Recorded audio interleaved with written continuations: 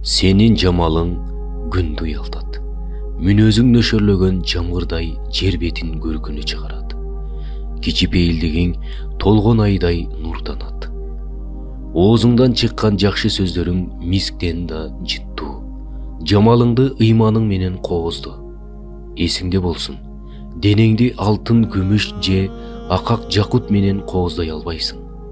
2 рекет намаз, 1 күндүк орозо, Аллахтан башка эч кимге билдирбей берген садака, күнөөгө өкүнүп сызылып чыккан жылуу көз жаш, арамга чакырган шайтанга баш ийбей, Аллахтан уялуу. Мына ушулар сенин кооздугуң, ушулар сенин сулуулугуң.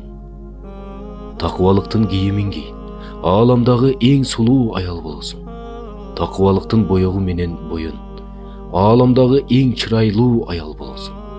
Аялдын сулуулугу анын адебинде. Аялдын сулуулугу анын жакшы кулк мүнөзүндө. Аялдын сулуулугу анын үлгүлүү жүрүм турумунда. Өзүңдү мына ушулар менен кооздоп, көркүңдү ач.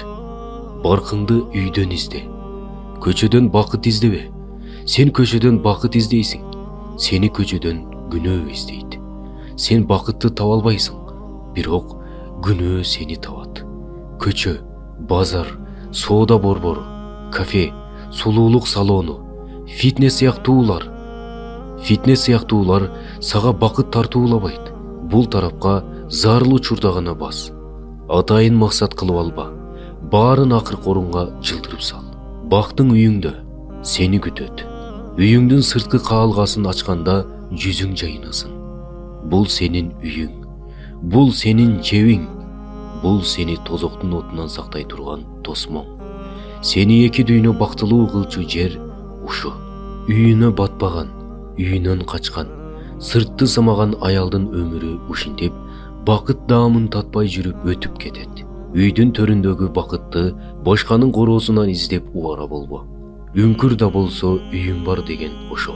Үңкүрдөй үйүң болсо, үйдө сени апалап тосуп чыгарыр чүрпөң болсо, мындан өткөн бакытты кайдан издейсиң?